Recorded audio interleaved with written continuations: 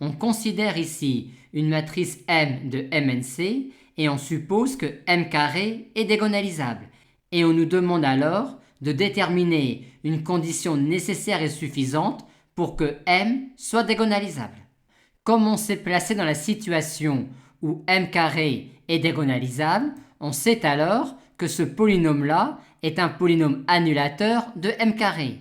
Et on peut écrire toute matrice de M carré sous la forme lambda au carré, étant donné que tout complexe est le carré d'un complexe. Et comme Q annule M carré, on a cela, soit encore cela, ce qui revient à dire que ce polynôme-là est annulateur de M. Et si ce polynôme-là avait la bonne idée d'être à racine simple, on pourrait alors en conclure que M est diagonalisable.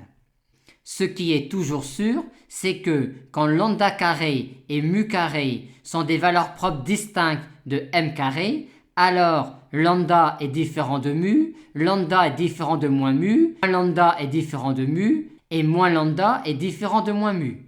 La seule chose qui empêcherait ce polynôme-là d'être à racine simple serait que pour une valeur propre lambda carré de M carré, on aurait moins lambda égale lambda, mais ceci ne se produit que si lambda égale 0.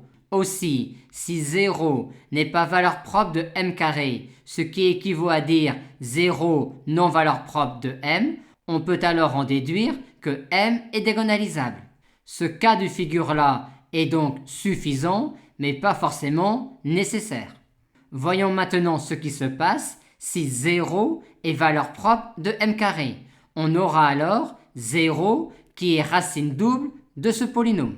Mais dire que ce polynôme-là est annulateur de M, c'est exactement dire, en vertu du lemme de décomposition des noyaux, que nous avons cette décomposition-là de MN1C en somme directe de ces sous-espaces-là. Et si on pouvait dire que pour avoir M diagonalisable, il est nécessaire que ker de M carré soit égal à ker de M, ce serait terminé. Or, c'est le cas, car on a vu dans un exercice que quand un endomorphisme V est diagonalisable, alors pour tout scalaire mu, le noyau de V moins mu identité est égal au noyau de V moins mu identité à n'importe quelle puissance entière supérieure ou égale à 1. Par conséquent, pour que M soit diagonalisable, il est nécessaire que ker de M égale ker de M carré.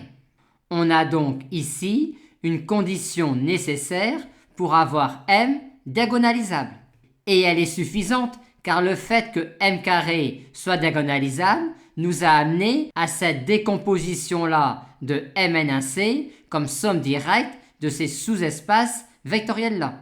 Mais si ker de M carré égale ker de M, cette décomposition-là de Mn1C nous permet alors de construire une base de Mn1C constituée de vecteurs propres pour M.